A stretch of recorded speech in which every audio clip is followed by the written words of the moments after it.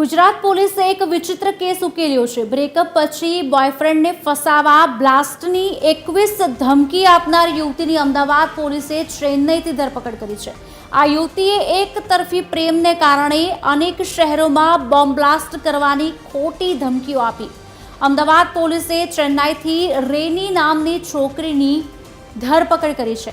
રેની રોબોટિક્સમાં qualified છે અને ડેલોઇટમાં senior consultant તરીકે કામ કરે છે। એક તરફી પ્રેમમાં રેનીએ દેશભરમાં ખોટી બોમ્બ ધમકીઓનું જાળ બિછાવ્યું। જેસીપી ક્રાઇમ બ્રાન્ચ શરદ સિંગલે જણાવ્યું હતું કે રેનીને દિવિજ પ્રભાકર નામના વ્યક્તિ સાથે પ્રેમ થઈ ગયો હતો, પરંતુ ફેબ્રુઆરી 2025માં દિવિજે બીજા કોઈ સાથે લગ્ન કરી લીધા।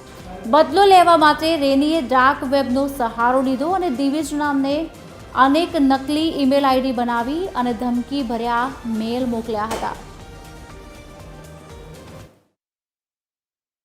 છેલ્લા ઘણા વખતથી ઘણી બધી ઈમેલ અલગ અલગ એજન્સી પાસે આવતી હતી, જેમાં અમદાવાદ સિટીનો કુલ 21 મેલ મળી છે કે બમ ધડાકો થશે।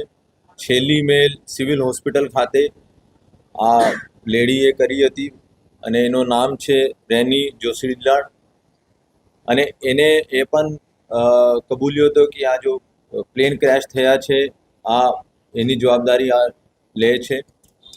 એના પહેલાં એને સ્ટેડિયમમાં પણ મેલ કરી હતી। પોલીસનો આ એક મોટી સફળતા કહી શકાય છે અને ઘણા બધા એના પાસેથી પ્રૂફ પણ અમે મેળવ્યા છે, ક્યોંકિ આ લેડી ટેકનોક્રેટ છે, એનો ખબર છે શું શું ડિજિટલ ટ્રેલ હોય છે, એને બધી ડિલીટ કરી છે, એવિડન્સ પણ ડિલીટ કર્યા છે।